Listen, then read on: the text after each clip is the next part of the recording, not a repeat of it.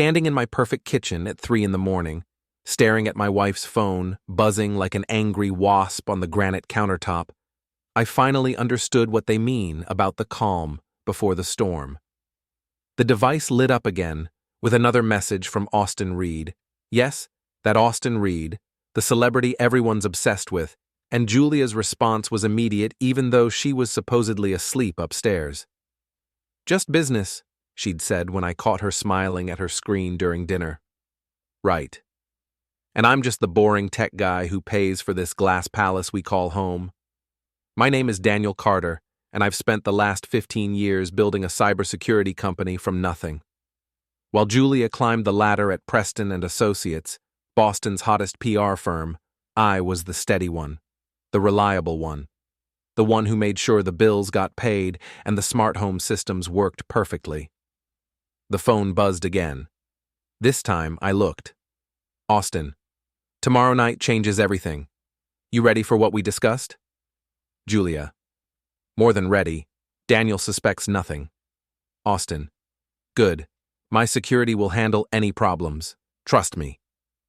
I set the phone down exactly where I found it, my hands steadier than they had any right to be.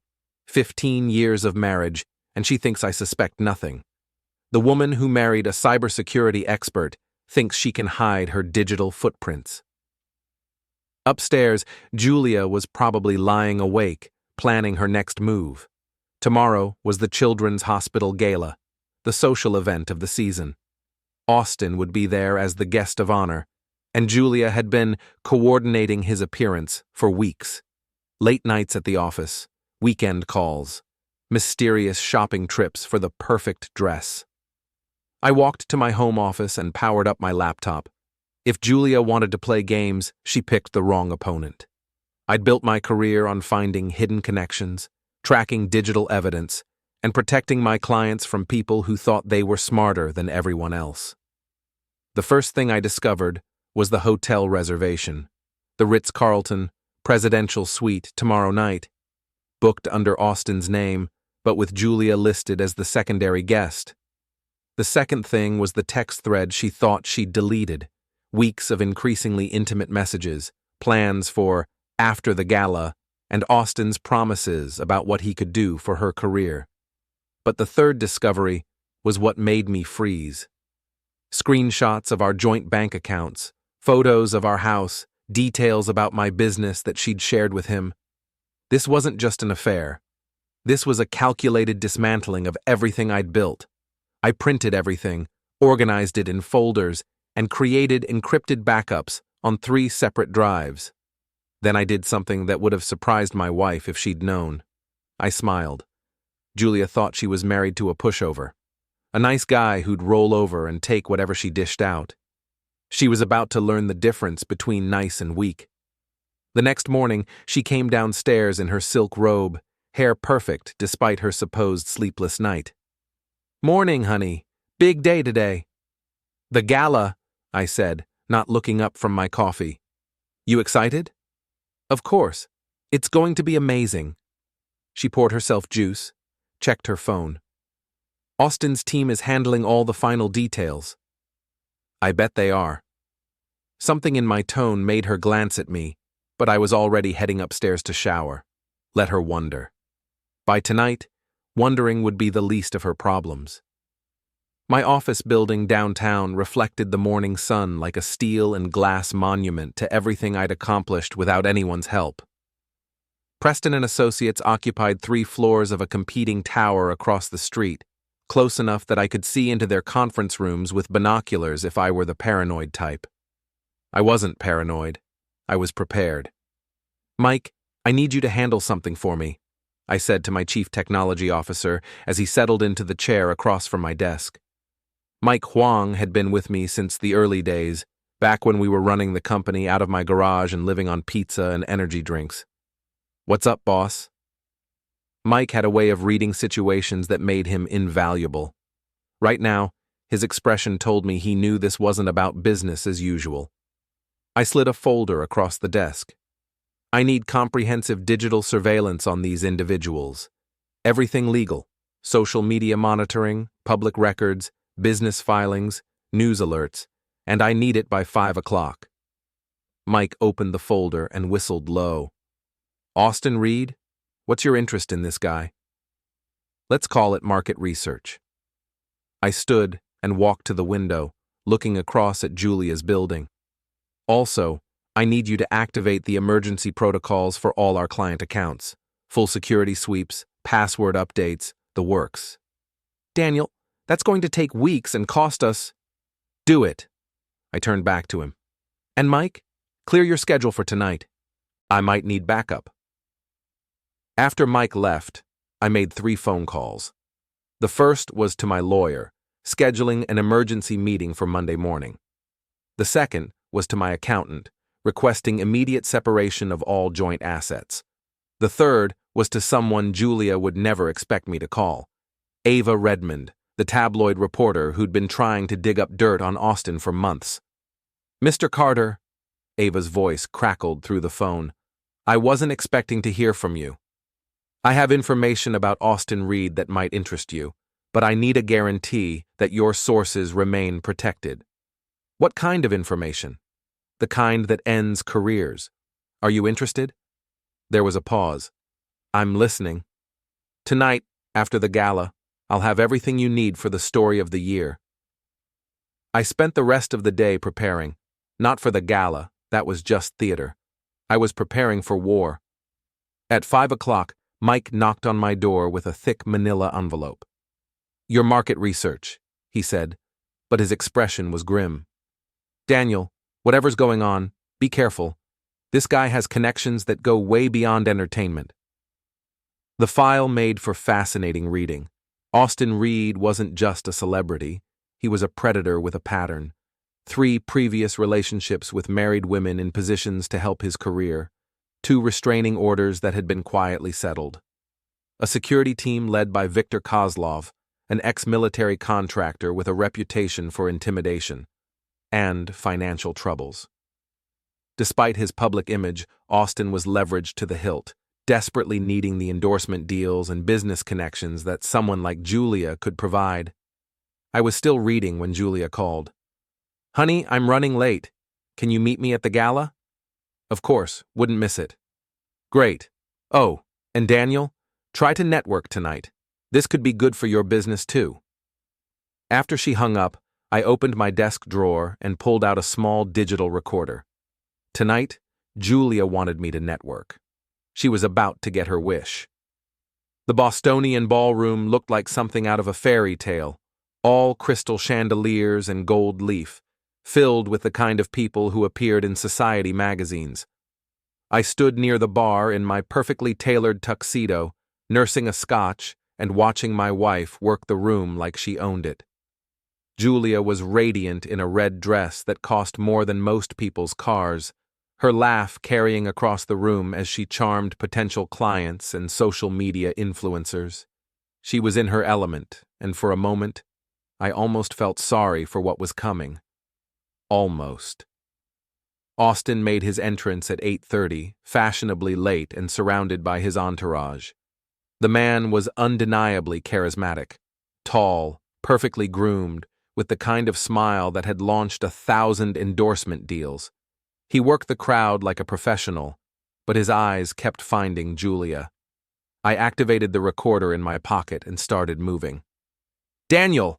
Sasha Kim, Julia's best friend and fellow influencer, materialized beside me with a champagne flute and a predatory smile. You clean up nice. Julia's so lucky. Thanks, Sasha. You look amazing, too. I kept my voice light, friendly.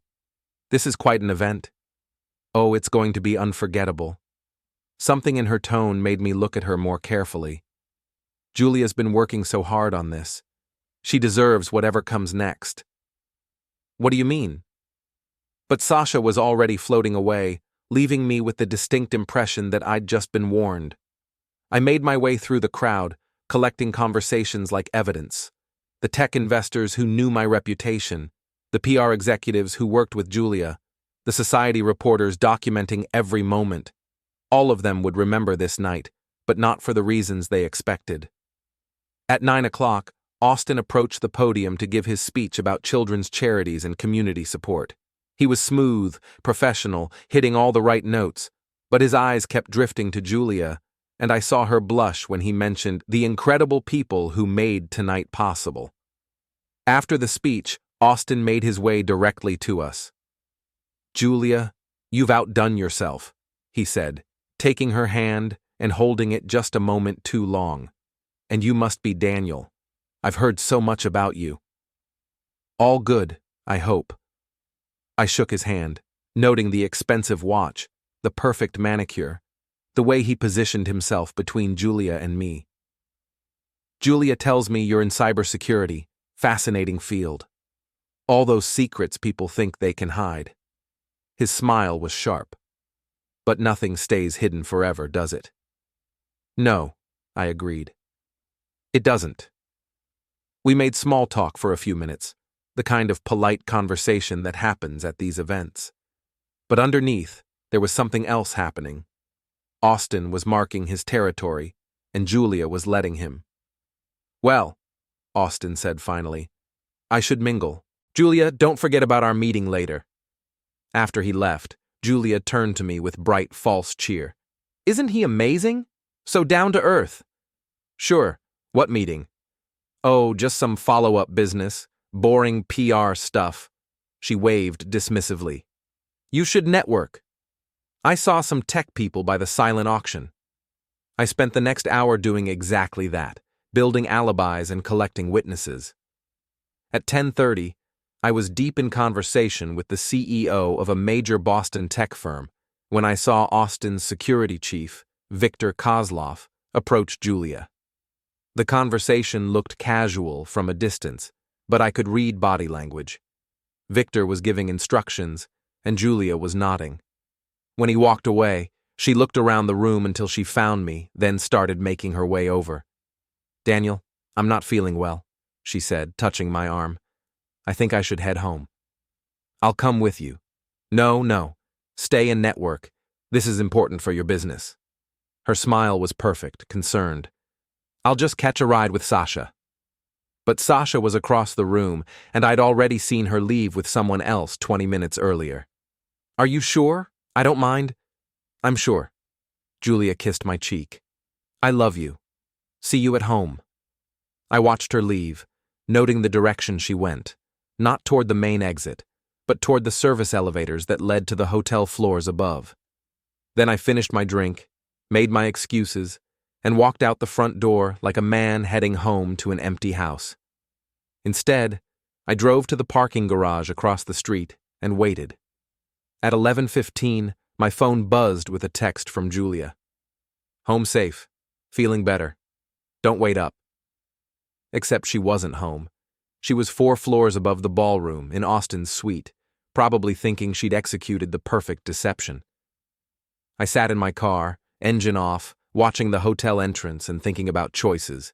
I could drive home, pretend I didn't know, maybe hire a divorce lawyer and split everything 50-50. I could confront them directly, make a scene, give Austin's security team an excuse to make me disappear. Or I could do what I did best, gather information and use it strategically. I chose option 3. The hotel's guest Wi-Fi was surprisingly secure, but I hadn't built a cybersecurity company by being easily deterred. Within 20 minutes, I had access to their internal systems, not enough to cause damage, but enough to monitor communications. Austin's suite was registered to his production company, with all charges being billed to a corporate account that was already 3 months behind on payments. Interesting. The man who projected infinite wealth was apparently running on credit and borrowed time. My phone buzzed with an encrypted message from Mike. Package delivered as requested. Earlier, I'd asked him to place a small surveillance device in the hotel's business center, completely legal, since it was a public area where Austin's team had been working all week. The device was designed to capture wireless signals, including cell phone communications from nearby floors. What I found made my jaw clench. Austin wasn't just planning to sleep with my wife. He was planning to use her to gain access to my client list, my proprietary security protocols, everything I'd built. The messages between him and his business manager were explicit. Seduce Julia, get her to steal my data, then use it to launch their own cybersecurity firm with backing from his entertainment industry contacts. Julia wasn't just betraying our marriage, she was betraying my life's work. At midnight, I drove home to our empty house and started making preparations. If they wanted to play games with my livelihood, I'd show them what a real cybersecurity expert could do. First, I changed all the passwords on our joint accounts and moved our liquid assets to accounts Julia couldn't access. Legal, since they were primarily funded by my business income, and necessary to protect against what was coming. Second, I created a comprehensive dossier on Austin Reade, not just the public information, but the real story. His debts, his pattern of exploitation, his history of using people and discarding them, everything Ava Redmond would need to write the exposé of the decade. Third, I prepared a little surprise for Julia's return. She came home at 6 in the morning trying to be quiet, but I was waiting in the kitchen with coffee and a smile. "Feeling better?" I asked. "Much, thanks." She poured herself juice, avoiding eye contact. "How was the rest of the gala?" "Educational. I learned a lot about people's true motivations." Something in my tone made her look at me sharply, but I was already heading upstairs to shower. Let her wonder what I knew. The uncertainty would eat at her all day. While she slept off her night of betrayal, I went to the office and put the final pieces in place. By the time Julia woke up, her world was about to change in ways she couldn't imagine. The game was just beginning. Sunday morning, Julia was different. Nervous energy radiated from her as she paced around our kitchen, phone constantly buzzing with messages she wouldn't let me see. "Everything okay?" I asked, not looking up from my laptop. "Fine, just work stuff." She bit her lip. "Austin's team wants to meet about some follow-up opportunities." "On Sunday?" "Celebrity schedules are different. You know how it is." I knew exactly how it was. Austin was getting nervous about something, probably the fact that his financial situation was more precarious than he'd let on. Desperate people make mistakes, and I was counting on it. "I need to run some errands," Julia said, grabbing her purse. "Back this afternoon." After she left, I called Mike. "Phase 2 starts now." "You sure about this, Daniel?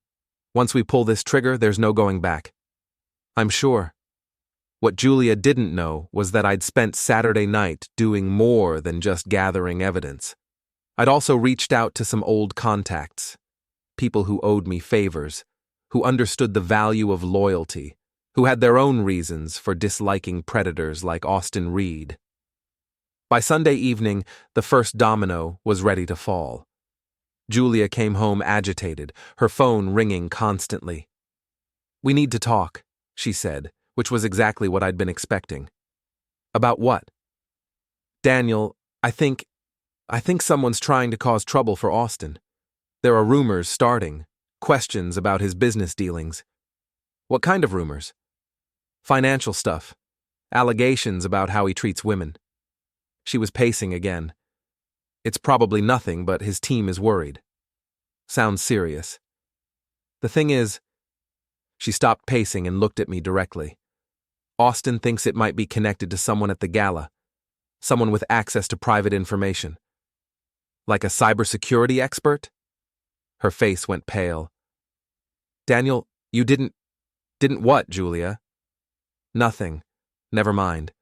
But her hands were shaking as she poured herself wine. "Austin wants to meet with you. Clear the air." "When?" "Tomorrow night. His penthouse. Just a friendly conversation." I pretended to consider it. "Sure, I'd be happy to meet with Austin." After Julia went to bed, I called Ava Redmond. "The story goes live Tuesday morning," she said. "You sure you want to do this? Once it's out there, it's out there." "I'm sure, but Ava, make sure you emphasize that all information came from public sources and unnamed industry contacts. My name stays out of it." "Understood. This is going to be huge, Daniel. Career-ending huge." "That's the point." Monday morning, I went to the office early and found Mike waiting with a grim expression. "We've got a problem," he said. "Someone tried to hack our servers last night. Professional job, but they left traces." "Austin's people?" "That's my guess. They were specifically targeting client files and financial records." "Did they get anything?" "Nothing important. But Daniel, this proves what you suspected. They're not just going after your marriage, they're going after your business." That afternoon, Julia called to confirm the meeting with Austin. Her voice was strained, artificial. "He's really looking forward to it," she said.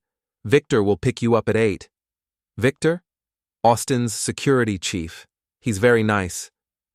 Victor Kozlov was many things, but nice wasn't one of them. The man who arrived at my door at 8 o'clock sharp looked like he could break me in half without breaking a sweat. Ex-military, scarred hands, the kind of smile that never reached his eyes. "Mr. Carter," he said, "Mr. Reade is eager to meet with you." The ride to Austin's penthouse was silent, but I could feel Victor watching me in the rearview mirror. He was trying to intimidate me, and under normal circumstances, it would have worked. These weren't normal circumstances. Austin's building was one of those glass towers that screamed money and power. The penthouse occupied the entire top floor, with floor-to-ceiling windows offering a panoramic view of Boston's skyline. Austin was waiting in his living room, casual in jeans and an expensive sweater, but his smile was predatory. "Daniel, thanks for coming. Drink?" "Sure." He poured 2 glasses of scotch, expensive stuff, probably older than my marriage. "Julia speaks of you often?" "I bet she does. She's an amazing woman. Ambitious. She deserves someone who can match her drive." "Is that what you think you are?" Austin's smile widened. "I think I'm someone who recognizes opportunity, and I think you're someone who's about to have a very difficult conversation." Victor moved closer, not quite threatening, but making his presence known. "Here's the situation, Daniel," Austin continued. "Your wife has decided she wants a different life, a better life. We can do this easy, or we can do this hard. What exactly are we doing? You're going to quietly disappear from Julia's life, divorce, settlement, whatever, and you're going to provide us with certain business information that could be mutually beneficial. And if I don't, then Victor and I will have to get creative." I sipped my scotch and looked around the penthouse, at the expensive art, the designer furniture, the view that probably cost more per month than most people made in a year. "Nice place," I said. "Must be expensive to maintain." Something flickered in Austin's eyes. "I do well for myself. I'm sure you do, though I heard there were some cash flow issues recently." The temperature in the room dropped 10 degrees. "Where did you hear that?" "I hear a lot of things. Occupational hazard." I finished my drink and stood up. "Thanks for the scotch, Austin, and the offer, but I think I'll pass." Victor stepped into my path. "Sit down, Mr. Carter." "Actually, I think I'll leave." I pulled out my phone. "Unless you want me to make a call that would be very inconvenient for both of you." "What kind of call?" Austin demanded. "The kind that brings a lot of unwanted attention." I smiled. "You see, Austin, I may just be a boring tech guy, but I'm very good at my job, and my job is knowing things other people want to keep secret."